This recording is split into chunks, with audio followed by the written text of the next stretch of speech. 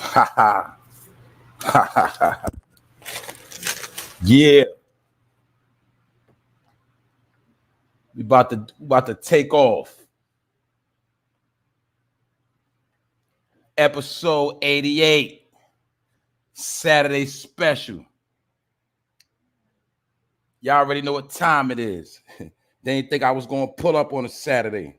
I'm gonna show you how I move out the box. You heard? Don't ever try to put me in a box. I move how I want to move because I know how to move. You heard? But it's Saturday and it was kind of dead.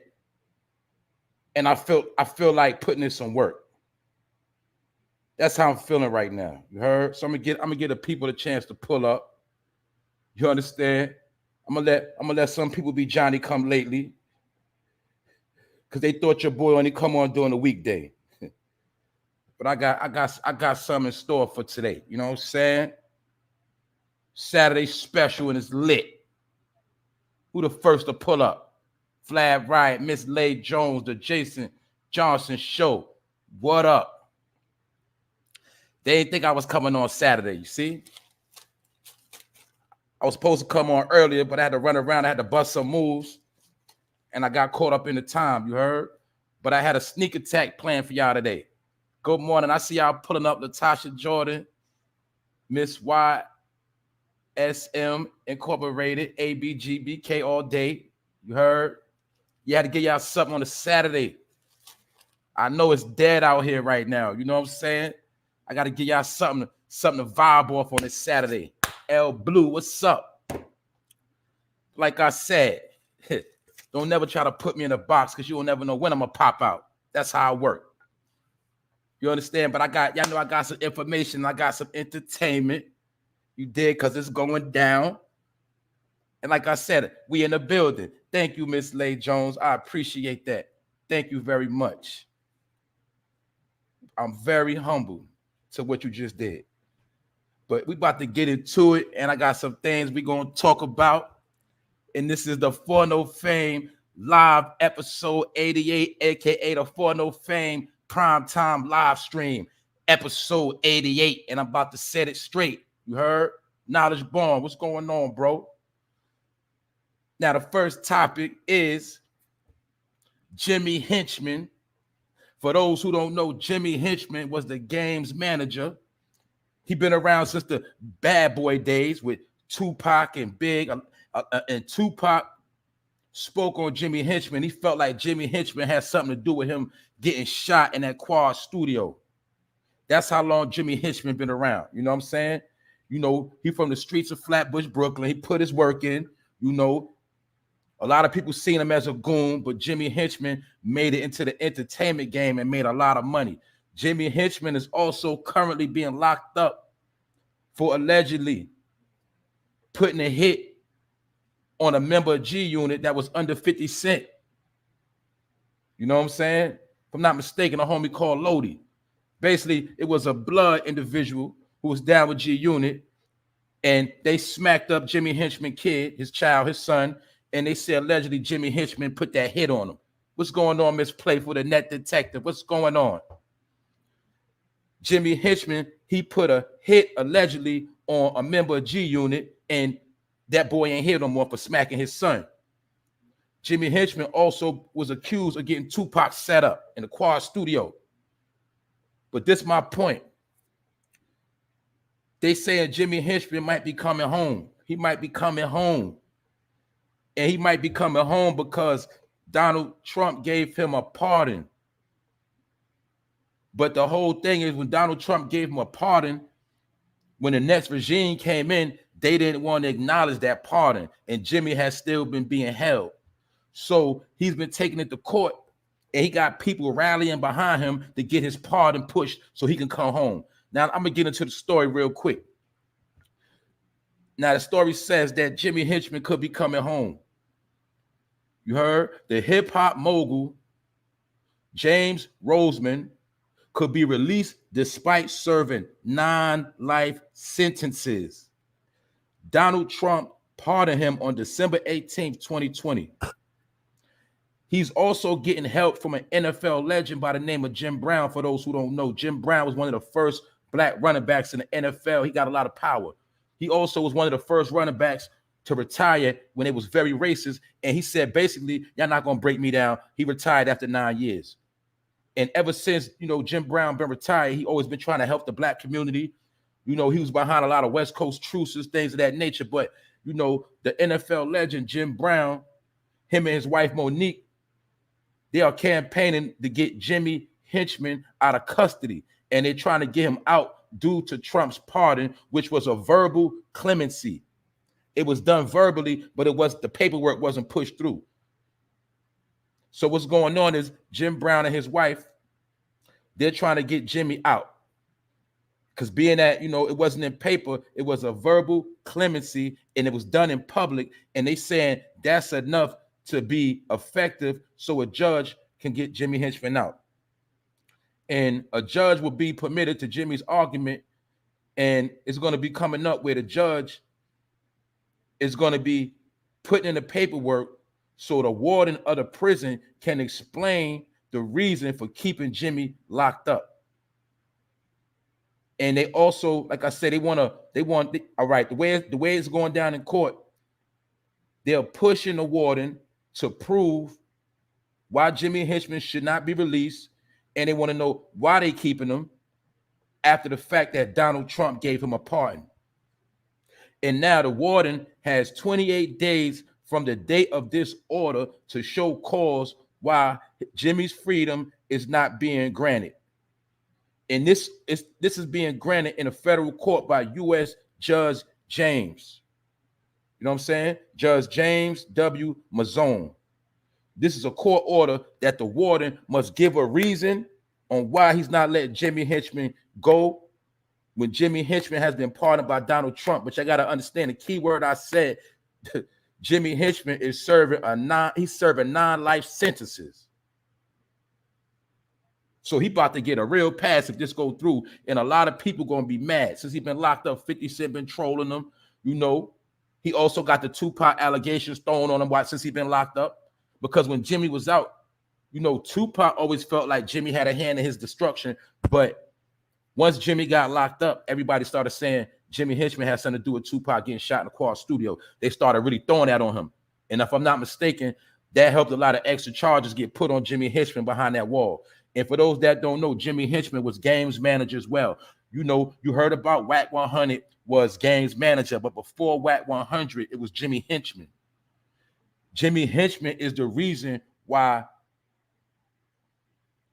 he was able to come to New York, the game. He was able to come to New York and get a lot of clout, because we also got to remember when Game came out, New York gangbanging was kind of at an all-time high around the same time as Jim Jones was doing this thing. It was at an all-time high.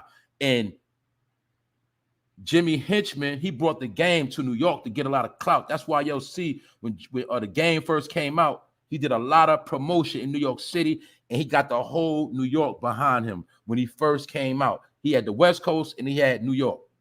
And you'll see when they first did the video, Certified Gangsters, with him and Jim Jones, that was one of Game's first time really making itself known on the East Coast. And all of that was because of Jimmy Henchman. Jimmy Henchman was a well-connected man. You also got to understand, after that Tupac and Biggie situation, a lot of West Coast artists wasn't good in New York like that. But Jimmy Henchman is one that tied the bridges, and he made it okay for Game to come to New York and have New York as a marketing ground, especially being that he was banging that Blood set. So don't get it twisted. New York had a very powerful hand in the Game's rise to success in the beginning. We also got to remember when Game first came out, Suge Knight was on his head because they knew that Dr. Dre brought him out. So Suge Knight and a lot of people on the West Coast was not feeling Game when he first came out. So that's why on top of what Game was already doing, he got a lot of clout up in the East Coast. New York, New Jersey, the tri-state, because he had a lot of the East Coast homies behind him, as well as a lot of power rules that was already on the East Coast. They got behind the Game, and a lot of that was because of Jimmy Henchman. But they say that Jimmy Henchman is good at bringing people together because he is an entrepreneur. But a lot of people are not going to be feeling him getting out of jail. Just like in this picture you see right here, you see Jimmy Henchman with Puffy. You know what I'm saying? He been plugged in with Puffy back then. A lot of people say that when that whole incident happened, you heard about how Biggie got blamed for Pac getting shot. But what a lot of people don't know is it was real gangsters involved with that whole situation with Tupac. And Biggie had no say-so in that, whether he wanted to or not. He would have been next. They also say that before Pac got shot in Quad Studios, he had disrespected Jimmy Henchman. He had disrespected Jimmy Henchman, and he disrespected Haitian Jack. But he didn't disrespect Haitian Jack at this time, pardon me. At this time, he had disrespected Jimmy Henchman.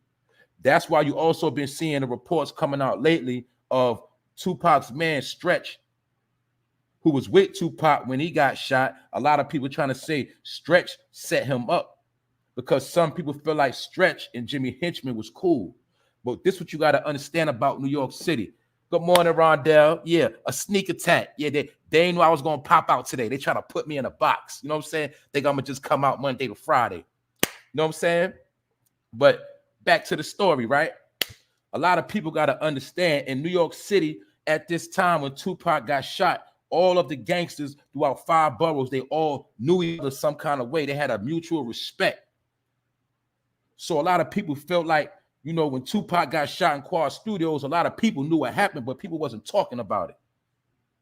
I've heard individuals that was actually there. You know what I'm saying? Because people on the street knew what time it was and knew who was there. But my point is, Tupac always felt like Stretch set him up. He felt like Jimmy Henchman had something to do with it, and he felt like Puffy and them set him up. But the whole point is Biggie did not set him up. The gangsters that was involved with Tupac getting shot, they was all way stronger than Biggie. At this time, Biggie was just a rapper. And Biggie would have got clipped if he would have ran his mouth and got out of pocket at this time. But Jimmy Henchman always been a lot of muscle behind New York City. He also was behind the Fugees as well. He was behind a lot of individuals that was either being protected or extorted. But what y'all don't know, or some people don't know, Jimmy Henchman, the reason why he went down is because a member of G Unit, Lodi Mac, if I'm not mistaken, smacked fire out of Jimmy Henchman's son. They put paws on him in Manhattan, and Jimmy wasn't feeling that, and he put that bag up on that boy Lodi Mac, allegedly, and Lodi Mac is resting in peace. And that's what took Jimmy Henchman down. But he was already alleged in a whole lot of stuff. But we can say this, Jimmy Henchman, in his younger days, he was on Rikers Island. He put in a lot of work. He was known for cutting. He was one of the first that can go from New York to the West Coast without being scarred. And when he got in an entertainment game, he did control a lot of money, and he got a lot of brothers paid.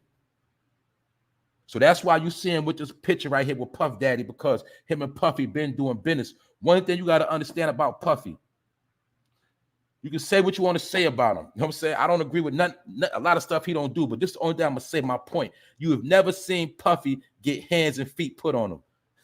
You never seen nobody smack Puffy, touch him. You never heard about him getting robbed. You know why? Because Puffy always been cool with the gangsters. Whether he had them on a payroll or for whatever reason, you'll see nobody never put a finger on Puff Daddy. As well as he had protection. He had like Big Gene. He had security, things like that. But I'm talking about he was already cool with all the gangsters. And at this time in New York, when Bad Boy got started, they had a lot of real gangsters behind them. You know what I'm saying? On the payroll. Going to the shows, wearing the T-shirts, holding down Big and the whole Junior Mafia. They got to remember, Junior Mafia was little kids. Big just got in the game. They ain't had no power. But it was real individuals behind them. And you got to understand, when Tupac came to New York, he was already a live dude at that time. And when Tupac came, he was plugged in with some of these same gangsters. He was hanging out with a lot of these gangsters already. But when a lot of people wanted to extort Tupac, he wasn't with all that. Tupac was one of the first not really trying to check in like that. He do what he want to do. But he was already cool with individuals from the town, as well as Jersey. Live Squad from Queensbridge. That's where Stretch is from. A few others he was dealing with, y'all know he was dealing with Haitian Jack and them. That's a whole nother topic. A lot of people feel like Haitian Jack set that man up. You know what I'm saying? We ain't gonna get into that right now.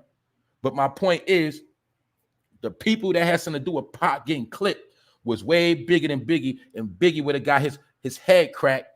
He would have been getting ran down on if he would have opened his mouth about that situation. So Pac knew who violated him, but to make money off the situation and to get at the gangsters, he put it on Biggie. because he knew it was beneficial to put it on Biggie once he got, because I got to remember something. People forget this. Right after Tupac got shot, he got set up on that case and went to jail. And he felt like his life was on the line. He was facing danger. That's why when Pac got locked up, he denounced thug life. And he was scared. I heard back then, I don't know how correct it is, but I heard at the time when it was going on, they say Pac was being protected by the Latin Kings at that time.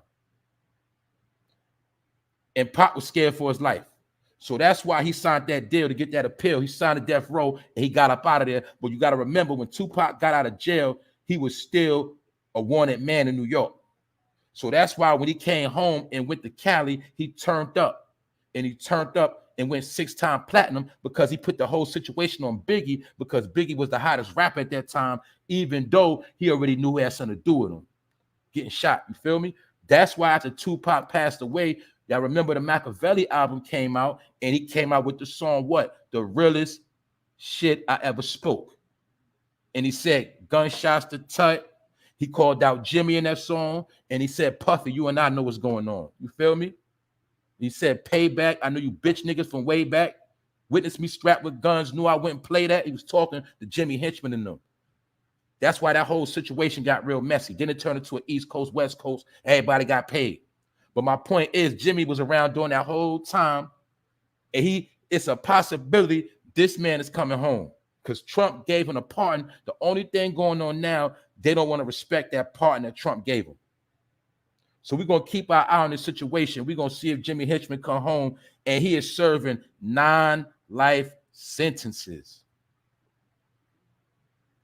But best believe, either way, if he come home, best believe Jimmy Henchman, he will be working. You know what I'm saying? For you know who. That's all you got to know. Salute to the chat. 1090 Bory, what up? Limes over lemons. War games. Y'all know what time it is, man. We in the building on a Saturday special. Episode 88. That's how we doing this right now. That's how we doing this right now. Y'all know I'm in the building. That's what it is. But Jimmy Henchman might be coming home. But some people feel like Jimmy is a shiesty individual and he don't got no business coming home. But he do got some powerful people behind him helping him come home. It's already in the case. It's already in the federal courtroom. The judge said the warden, he has to prove why Jimmy should not be released. And he got 28 days. So within the next month, we will be knowing if Jimmy Henchman is coming home or not. Next topic. The next topic is a 14-year-old boy that you see in this picture right here is opening up a jewelry store. And if I'm not mistaken, he opened it up today. His name is Fats the Jeweler. He's from Chicago, and a lot of rappers from Chicago and a lot of celebrities already know about this young boy because he makes jewels. We already know his parents already taught him the game. We know he worked with his family, but the fact of the matter is this boy customizes jewelry as well. And they say he's nice with it, and they call him Fats. Fats the Jeweler. You heard?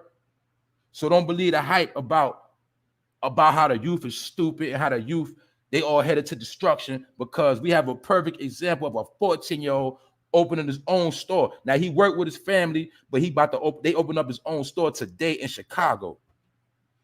The 14-year-old opens his own jewelry store in Chicago. His name is Jason Rogers, a.k.a. Fats the Jeweler. He is a craftsman of diamonds, gems, and stones, and he is opening a new store in Chicago's Diamond District. You understand? Fats and Company Jewelers will have its official grand opening January 22nd. Now, that's a pill to swallow right there. Now, I don't know what to say about this situation. You heard?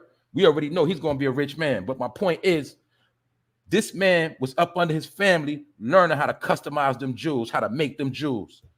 And now he already got a little clientele. You know, I seen a picture with him and certain rappers.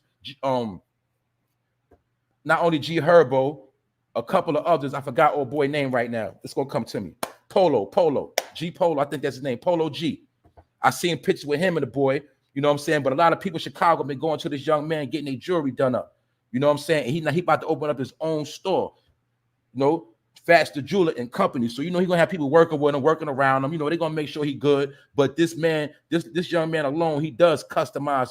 He does do work. Like, he's not just around watching his dad do the work or his family. He actually does the work himself. He know how to put in jewels. He know how to cut diamonds. He know how to place the diamonds in the jewelry and the watches. The little boy is nice. Now, when I was his age, I was cutting hair. You know what I'm saying? But I was nowhere on this level.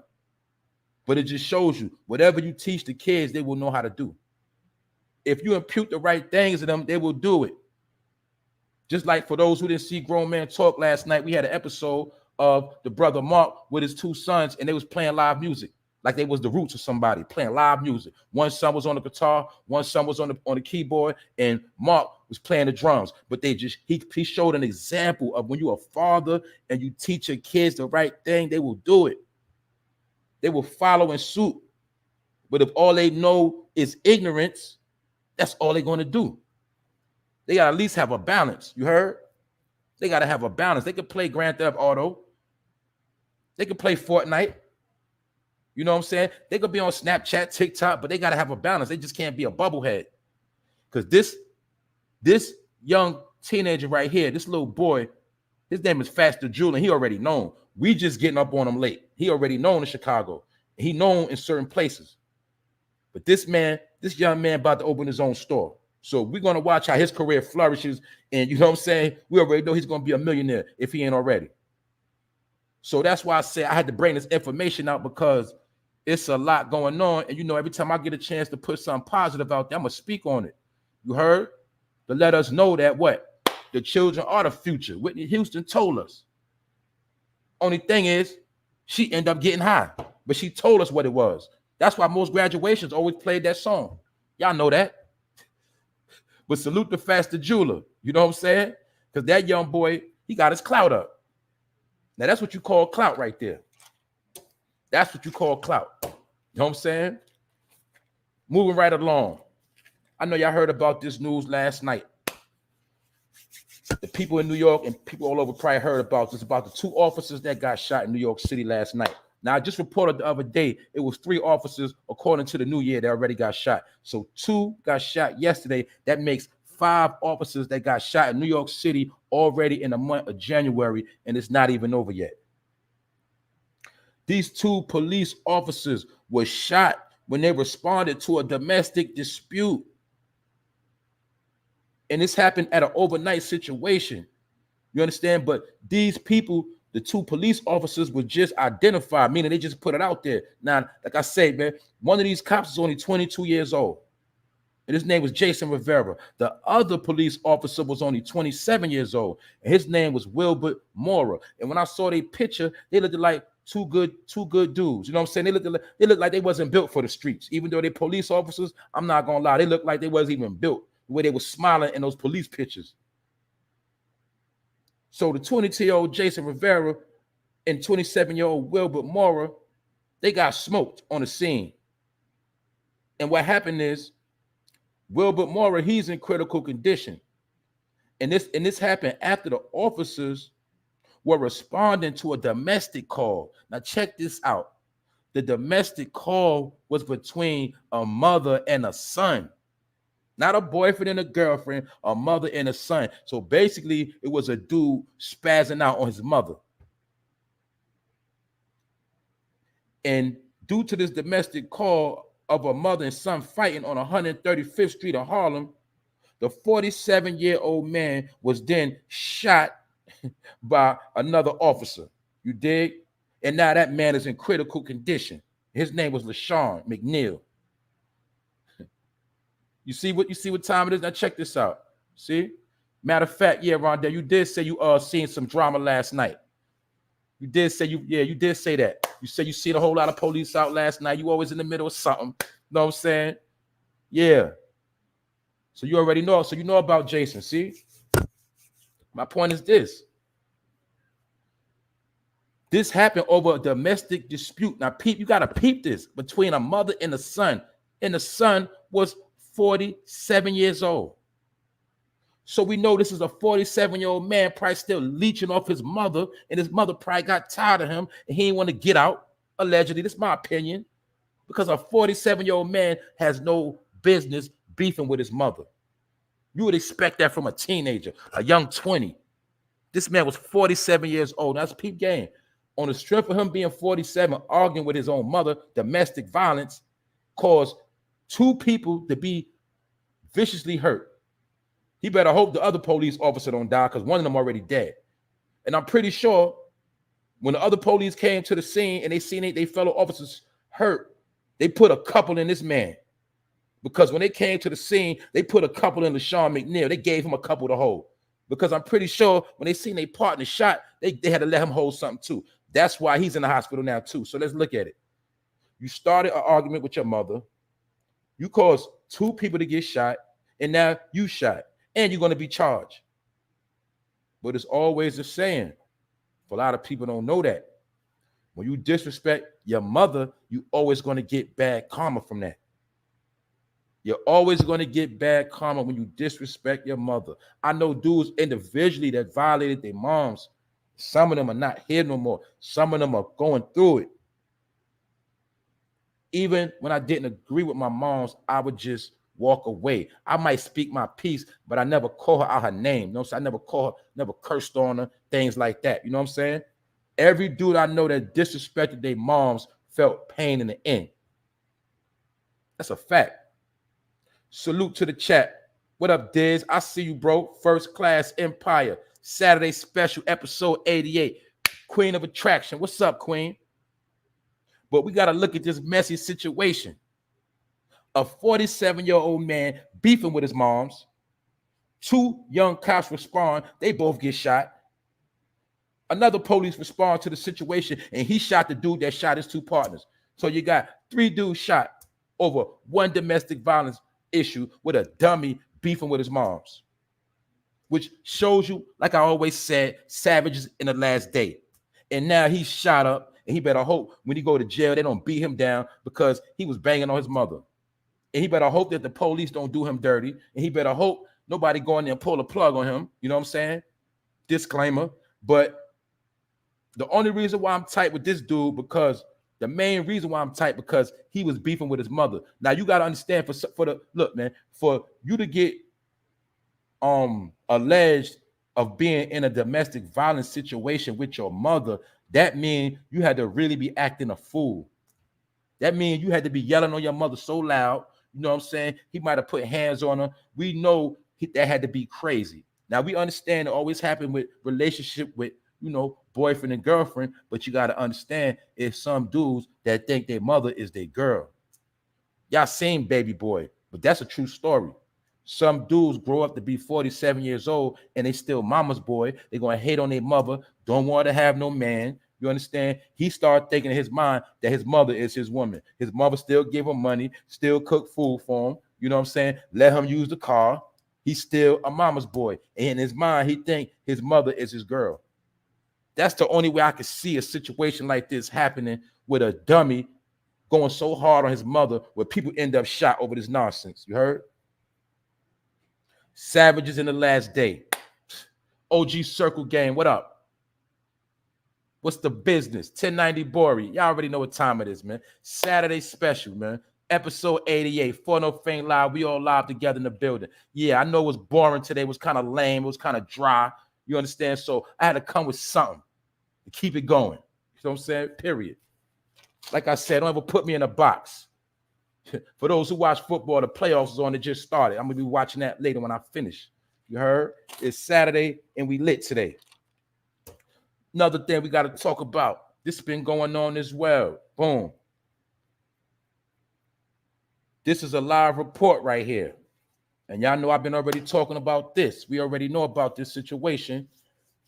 They did a statistic from April 2021, according to the CDC. They say that fentanyl, aka Fentanyl, has killed over 40,010 Americans, according to the ages of 18 to 45. That's the number for people playing with that Fentanyl. 40,000 are gone, 18 to 45. That's why a lot of the stuff you've been hearing about A lot of these drugs people on, they've been passing out. They've been kicking the can. Now, guess what? Let's do the numbers. We're gonna do the numbers on this. They say 40,010 have passed away, proven from Fetty aka fentanyl. They say 22,442 have passed away from car accidents. They say 21,678 have passed away from suicide. And then they say 17,114 have passed away from cancer. And this is from April. And this is only 18-year-olds to 45-year-olds. These are the numbers. Now, you already heard when we was having these conversations about how there's many different exterminations going on. It's many different people kicking the can, people getting sets of wings, people going down dancing with the devil. We had these conversations. One thing you got to understand, like I kept telling y'all, which you already know, is this don't have nothing to do with C-19, period. So got nothing to do with none of them numbers. It's people losing their mind. Why? Because they're getting high. So when you're getting high, 9 times out of 10, you're going to OD. When you're getting high, 9 times out of 10, you might have a car accident. When you're getting high, you might get out of your mind. You might catch a suicide. And then you're getting high. Some people's body decaying so much, they got cancer. And I'm going to be real. I know about an incident recently where a dude passed away of cancer, and he was like 42, and they said his fingers was falling off. I never heard of nothing like that. But this is what's going on right now. Y'all saw the zombie movies where their fingers be falling off their arm. Something funny is going on out here. Because each one of these incidents, I heard incidents about each. I know people that done OD, I done heard about, and I know about people that have taken themselves out in car accidents. I heard recently about this chick that jumped off the bridge. You know what I'm saying? And I recently heard about somebody that had cancer. So I know what's going on. But they saying you got to understand the whole purpose of these numbers. This is the age of 18 to 45. This ain't younger. This ain't older. This is 18 to 45. So what that mean? It's going to be a lot of short numbers in the future. What up, Pete? Grown man talk. It's going to be a lot of shortage of numbers when time go on. We got to understand that we had these conversations. But the CDC have released this information, and this is from April 2021 to now. 40,000 have kicked the can from that Fetty Wap. They out of here. And they also said, I'm about to read the story. I'm about to get into the story. They say we are in the worst overdose crisis we've ever been in the U.S., says head of the Harm Reduction Action Center. And this is coming out of Denver. Y'all know Denver, the place that was the first to legalize that bud. Well, check this out. You know what I'm saying? They say over the last 6 years, drug dealers have been using Fetty Wap, aka fentanyl, to cut drugs, mainly heroin.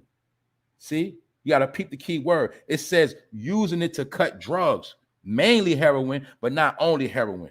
Some say heroin, some say heroin, whatever you want to say. They've been using it not only to cut heroin, but also other drugs. Y'all heard about the fake perks, the fake Xanax, the fake E-pills, the fake Molly. Now you get where I'm going, the fake bud.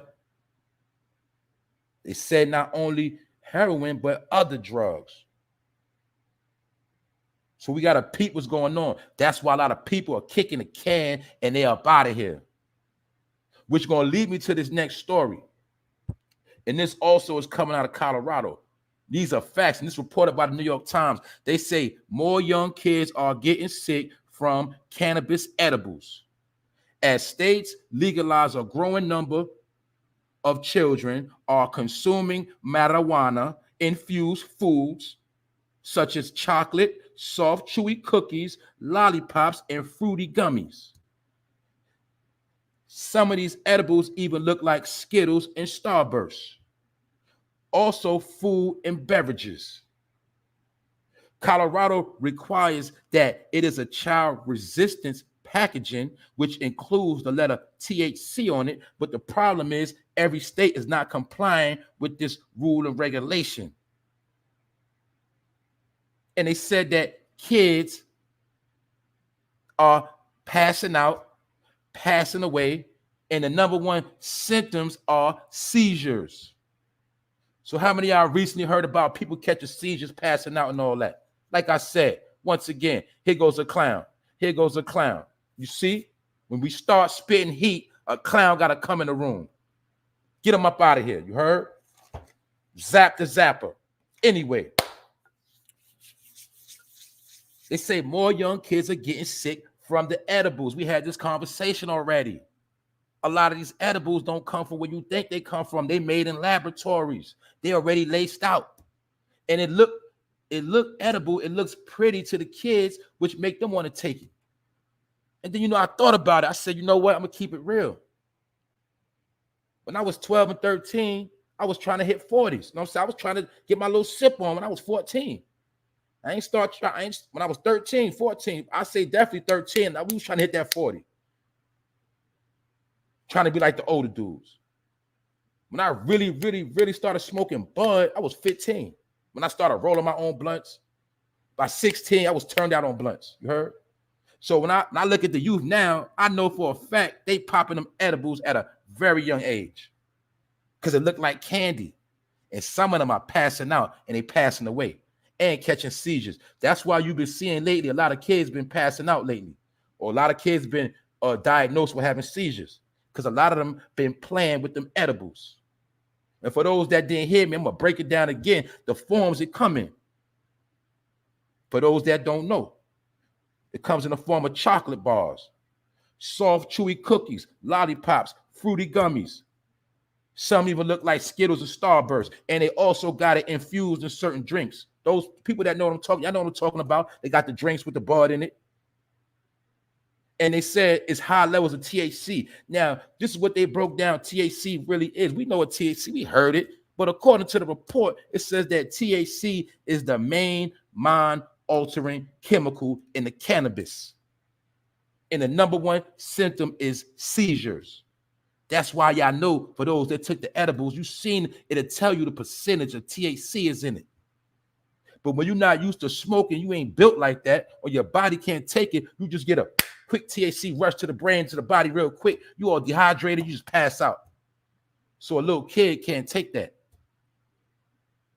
I'm not promoting this, but I'm trying to tell you, a lot of people don't even know before you even smoke, you're supposed to eat a good meal. Before you turn up, you're supposed to eat a good meal. Drink a lot of water. A lot of people don't know that. They frail, they don't even eat right. They don't want to take a whole bunch of edibles to the stomach and wonder why they don't OD. That's what be happening. But my point is, these kids are not supposed to be touching it, period. So you might be a parent, you got your little edibles put up in the stash, you think you're good, but you don't even know your kid could be sneaking and geeking, taking your little treats. Then they go to school, taking with their peoples and pass out in school. Now you got to charge. That's how simple this thing go down. That's how it go down. So this is reported by the New York Times recently. All this is recent information. So I'm showing you all the different things that's taking place. That's right. Basic Mass said we like eating fake fried chicken. That's a fact. Cloned up meat is what it is. Cloned up meat. I told you, man. When you buy the chicken, don't buy the chicken that look yellow. You buy the chicken that look white. You buy grass-fed chicken. Or you buy chicken that comes straight from the meat market if you're going to eat chicken. You don't buy no chicken that look yellow, like it got snot on it. Y'all know what I'm talking about. That's the chicken that's going to take you out. You feel me? Y'all know the chicken that be all big, but it tastes it. Y'all know that chicken be real big. You eat it and you do not get full. You still be hungry after that. That's that cloned up chicken. You heard? Y'all know what I'm talking about. You know what I'm saying? Allegedly. That's what it is. But yeah. Y'all see what's going on. So I just told you about the little kids getting sick off the edibles. Then I just told you about how 40,000 people kicked the bucket off of playing with that fentanyl, that Fentanyl. So do you see what's going on? It's chemical warfare. Do you see what's going on? Now you see why people losing their mind? You see what's going on? Basically, I hate to say it, it's like the whole country is on drugs. If you want to be technical. Why everybody on drugs? Because people stressed out. They can't get through the day. They can't make it. There's too much stuff going on. The day's dragging too long. You know what I'm saying? Reality hitting home. That's what's going on right now. It's very, very wicked out here. But my point is this, man. Stay on top of them kids and don't let them just be out here a victim. You know what I'm saying? Don't let them be caught slipping, because it's already been said that a particular kid got his hands on some of that and passed out, caught a seizure, and now the parents, they going to jail. You know what I'm saying? That's what's going on. So you got to be on point out here. These numbers are jumping and it ain't over, because guess what? The year just started. Salute to the chat. Saturday special. Y'all know what time it is. The Juice Show. What up? I will be doing an interview with the Juice Show tonight. You know what I'm saying? We're going to be recording it, but we're going to be releasing it soon. I don't know when, when the sis going to release the interview or whatever, but we're going to be doing an interview tonight. You know what I'm saying? She tapped in. She wanted to interview your boy. You know what I'm saying? I seen the interview she did with Bullets Gotti. You know what I'm saying? And the sister do her thing. You know what I'm saying? Also, politic. Anybody want to politic, y'all can network, and y'all all can make some things happen with the sis right there. I advise everybody to network. Y'all know how I get down over here. Everybody network. You heard? Ain't no hating over here. I don't deal with no haters. If you hating, you can gift around here. Y'all already know how I give it up. You know what I'm saying? But like I said, I'm going to do a recap for those that just pulled up. And I ain't going to hold y'all too long. This was a special. Episode 88, you dig? The boy Jimmy Henchman is coming home, allegedly. He might be coming home on 9 life sentences. I've never heard of nothing like this in my life. I've never heard a dude that can come home from a 9 life sentence bid. Not 1, not 2, not 3, like LeBron say, not 4. We talking about 9 life sentences. He might be coming home. But the only reason why he got a chance to come home was because Donald J. Trump gave that man a pardon. But the only thing is, he didn't give him it in writing. He gave him a verbal clemency in public. But according to the law in America, a verbal, you know what I'm saying, even though he spoke in verbal, it's still accountable. It's still real. It's still supposed to be standing. But what I think is, Trump didn't have enough time to do the paperwork, because, they get a pardons in their last day, and he ain't had too much time to push the paperwork, allegedly. You know what I'm saying? Because according to the date, this was December 18th when he spoke this. You know what I'm saying? Donald Trump said out his own mouth on December 18th in front of a whole lot of people. You know what I'm saying? And the NFL legend, Jim Brown, like I told y'all earlier, Jim Brown and his wife, Jim Brown, was one of the first black stars in the NFL that played for the Cleveland Browns. And he was very dominant, and he retired after 9 years because he was not about to let them people break him down and use him as a pawn. He said, I'm going to retire with my health. I'm going to retire in the best position. And even back then, when Jim Brown retired, they thought he was crazy. They thought he was stupid for retiring after 9 years. But after Jim Brown retired, he did a lot of work for the black community. He did a lot of work. Actually, for those who don't know, Jim Brown is in that movie, Original Gangsters. Y'all remember that movie, Original Gangsters? You know what I'm saying? Jim Brown is in that movie. With all the old school cats that came together to clean up the hood. They was in Indiana, whatever. Jim Brown is in that movie, for those who don't know. But Jim Brown, you know what I'm saying, he also had his hands in the gang truce in California back in the day when the Crips and Bloods came together. He also had his hand in a lot of different situations in the black community. So Jim Brown is the main one pushing for Jimmy Henchman to come home. And for those that don't know, Jimmy Henchman got locked up because a member of G Unit, because remember, Jimmy Henchman and 50 Cent had a little smoke. Jimmy Henchman was the manager of Game. The Game, before Whack 100 was his manager, Jimmy Henchman was his manager. And when 50 and Game fell out, that caused a lot of tension between him and Jimmy Henchman. So long story short, Tony Yayo was involved in this too. Tony Yayo and the homie Lodi Mack and some other individuals, they saw Jimmy Henchman's son in Manhattan, and Lodi Mack smacked fire out that little boy, and they put hands on that boy. And Jimmy didn't like that. He said, okay, you want to touch my son? I got something for that. And allegedly, Lodi Mack, he not here no more. And that was one of the murders that Jimmy got charged with. And a lot of people, I will say this, a lot of people did come on the stand and testify against this man. People that was in Jimmy Henchman's own crew, some of the people he had putting in work, they went to court and went on the stand and snitched on that man, told him how Jimmy had them moving work, told him how Jimmy had them putting in work. So his own peoples did fry him. And that's how he got all that time, to be real. His own people snitched on him. So I'm saying a lot of people are going to be mad if Jimmy Henchman come home, and 50 Cent is going to be one of them, because 50 Cent has been trolling Jimmy Henchman ever since he's been locked up. He trolled him recently. He always been trolling Jimmy. So if Jimmy Henchman come home, it's going to get a little ugly out here. And like I said, in my opinion, he might owe some favors when he get out. And the judge has 28 days to respond to the paperwork. Basically, not the judge, pardon me, the warden. The judge sanctioned in court that the warden has 28 days to give a reason why Jimmy Henchman is not being released and why is he being held after Donald Trump gave him a pardon. So we're going to watch this play out within the next month or two, and we're going to see if Jimmy Henchman come home. For those that just pulled up, I already went into the story about how Jimmy Henchman had his hands in that whole Tupac and Biggie situation. That's why you see him dapped up with Puff right here. You heard? That's why you see him with the game. Jimmy Henchman is the reason why the game was able to come from California to New York and move around. For those that just came in, I'm going to say it again. When the game first came in the game, a lot of his support and backing came from New York City. The New York Bloods held the game down, promoted him, pushed him, as well as the New Jersey Bloods, the Connecticut Bloods. The whole East Coast mainly was behind game. That's why you'll see at that time everybody was wearing a Cedar Park Pyru hat. But my point is this: Jimmy Henchman was behind a lot of stuff. He helped a lot of people further their career, and he did make a lot of money. But he got locked up for Tony Yayo and his homeboys. You know, they put hands and feet on his son, and he ain't like that. So he got Lodi Mac up out of here. You know what I'm saying? That's what got Jimmy in jail.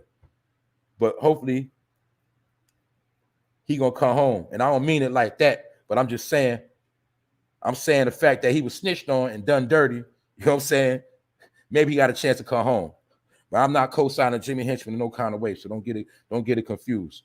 You know what I'm saying? The next situation, for those that missed it when I spoke earlier, this 14-year-old boy, Fats the jeweler, you know what I'm saying? He done opened up his new shop today in Chicago in the Diamond District. And he already got a name because he built the name working in the shop with his family, crafting a lot of jewelry. And they say that boy is nice. They say he nice with the jewelry game, putting them stones in them watches, you know what I'm saying? Crafting them chains, crafting up them pieces. The young boy is filthy to the point where he got his own clientele. Now he got his own company. And that's an example of somebody setting their kids up for the future, longevity, not for failure. And his real name is Jason Rogers. Jason Rogers, a.k.a. Fats the Jeweler. He's a craftsman of diamonds, gems, and stones. You dig? So that means he know how to cut stones, cut rubies, all of that, and place them in jewelry. So the boy is nice. And just so happened today, he opened up his own store in Chicago. Polo G, all them boys rock with him. Know what I'm saying? And that's for those who just pulled up. I had to touch on that. Other than that, man, I just told you the numbers of everybody that passed away on that fentanyl recently. 40,000 for fentanyl. You heard? 22,442 have passed away. They wrecked themselves. Like they say, check yourself before you wreck yourself. Well, 22,000 people have wrecked themselves since April. 21,000 have taken their own self out. Y'all heard about the report today of Regina King's son allegedly committing suicide. That happened today. 26 years old, last night, whenever. They say he was a college grad and a DJ. And when I seen the picture, he was smiling. And they also said that every event that Regina King would do, she would bring her son as her host. Kind of like what I was just telling you about how some dudes with their moms, like that's their girl. Well, that's how Regina King's son rocked with her. You know what I'm saying? And his dad was down with Quincy Jones, and he used to be a record exec for Quest Records. But it's just weird. Like I say, a lot of people are taking themselves out in this pandemic. And this young man had money. He was good, you know, a DJ. Looked like he had a good smile on him, but allegedly he took himself out. And this is becoming an epidemic. That's why since April, according to the CDC, 22,000 have taken themselves out. Almost 22 and a half. And 17,114 have passed away from cancer. And for those that didn't hear earlier, I just heard about a dude recently who passed away from cancer. They said all he did was smoke bud. Allegedly, that's what they said. But they say that boy, his fingers was falling off. That means your body is decaying. That's what cancer is. Cancer is when your body start decaying. Allegedly. Because I don't want to be accused of trying to be a doctor. I don't want to get struck. But when your cells start going dormant and turning on each other and destroying because whatever reason, 17,000 people have been dealing with that situation. You dig? And this is all in a pandemic. Salute to the chat. I see y'all pulling up. Mr. X. Annette. What's up, Annette? What up? What up? Annette Harlow 115. My boy Alan from the UK. What's good? My boy John Shaft. Saturday special, episode 88. Thanks for pulling up. I'm so happy everybody made it. You know what I'm saying? Had to give y'all something to vibe with. Throw some alley-oops. Saturday, you heard? While I got time. I was supposed to come on super early, but I had to bust some moves, had some things I had to take care of. You heard? We still grinding out here. That's what it is. Wolfio, what up? Know what time it is. Like I say, man, we going to stay lit around here. We going to stay lit. Who else in the building on this Saturday special? You already know OG Circle Game. That's the bro. Been holding me down since day one. That's why I say one of the top. Oh, I can't forget my boy Diz. Another day one. That's the bro. Diz NY style. We got that NY connection. You heard? East New York, Brooklyn to be exact. That's what it is. The whole fam is up in here this morning, this afternoon, should I say. It's 5 p.m. Man, it's about to be the night. I'm bugging right now. You know what I'm saying? Knowledge born. What's good? Y'all know what time it is. We here talking with Tommy D.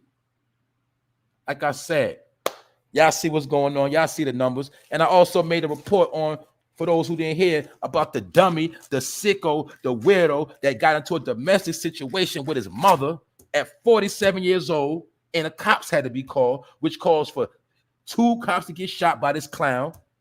And then another cop had to come and give him the business and put a couple up in him. Now he in the hospital, all because he want to base on his mom's, or because he act like he want to pop off on his mother like she a nigga in the street. And he's 47 years old. I never in my life, only 47-year-old I heard popping off on their mother was Gator from Jungle Fever. And what happened? His pops had to come and put that 38 up in that boy. Remember when Gator tried to come steal the TV? And he came back to the crib and they said, with the TV, he said, "Mama, I smoked the TV."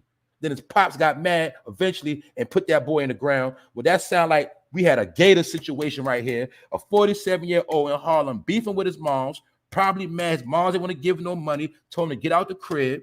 He got mad. When the police came, he wanted to shoot the police.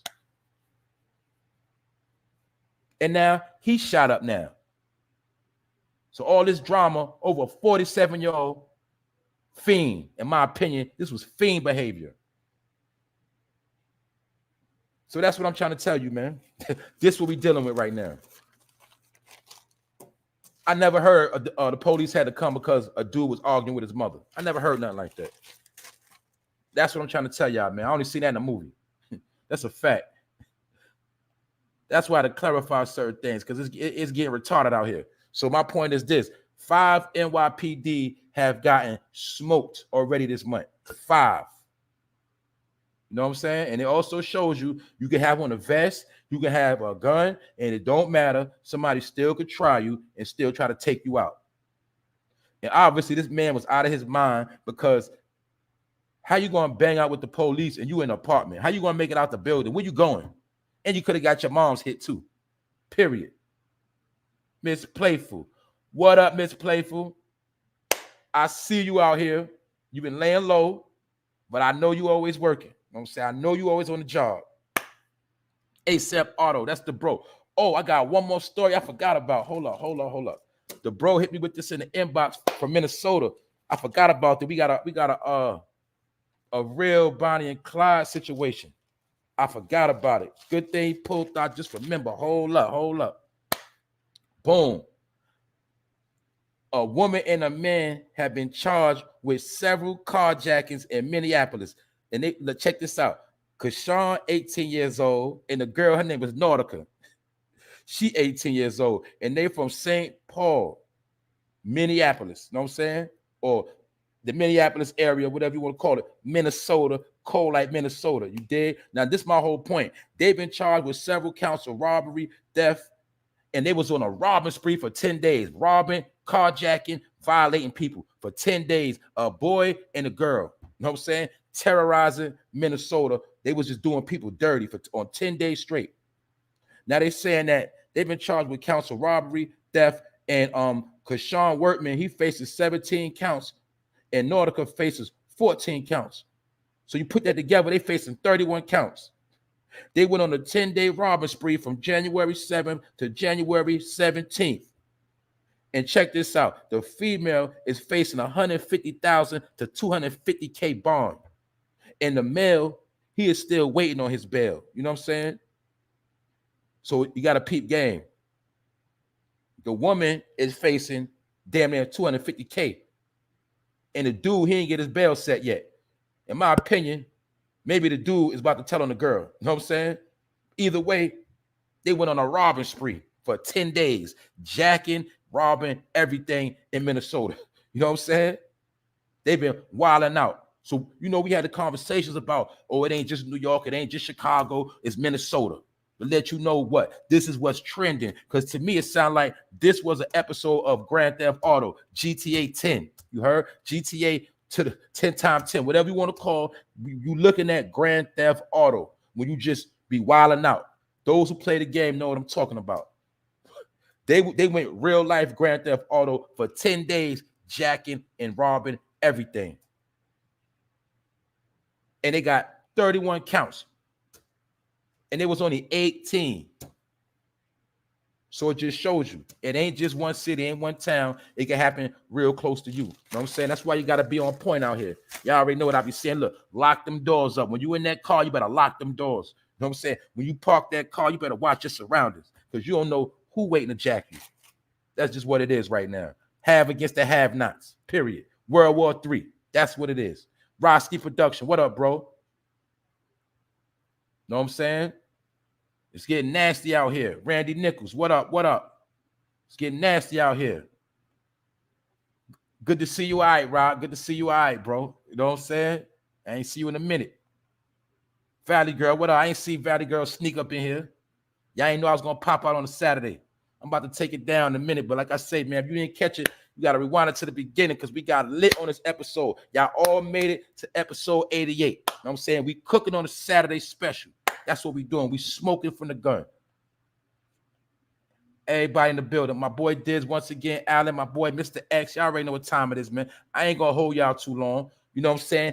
Hit the subscribe button. Hit the all notification bell. You dig? And don't forget to leave a comment and share the video. Share the video on whatever platform you can share it on. It's all good. Or if you just want to vibe out, that's okay too. And if you want to show some love in the future, the Cash App is $ for no fame love LUV. You know what I'm saying? For future reference. Right now, we chilling and we vibing. You know what I'm saying? I'm about to get up out of here in a minute because for those that didn't hear, Jimmy Henchman might be coming home from a 9 life sentences. He been hit with 9 bodies. We might as well say that. He got 9 life sentences. He might be coming home on the strength of Trump giving him a pardon. And if he come home, a lot of dudes going to get the ducking and dodging. You know what I'm saying? I'm going to be real. I also want to salute the 14-year-old Fats the Jeweler for opening his own jewelry shop in the Diamond District area of Chicago. Salute to that young man, showing us that the youth, whatever you want to call them, the young boys, whatever, they on a come up. And they getting that money. So don't hate. You just congratulate and you get yourself in order and make sure your kids don't be a statistic out here. It's that simple. And make sure your kids ain't popping no edibles. Because I just told you about how they popping them edibles in chocolate bars, soft cookies, lollipops. Little kids out here ODing off of edibles. You feel me? With high THC rates in it. So if you do mess with the eddies, you mess with the edibles, don't be leaving them around with your kids to get their hands on them because you might get a body charge. You know what I'm saying? I'm going to keep it real. Other than that, that's the 4No Fame Live episode 88. And y'all pulled up and we made it lit together. Know that. And with that note, I'm about to be up out of here. You know what I'm saying? Salute to y'all. 1.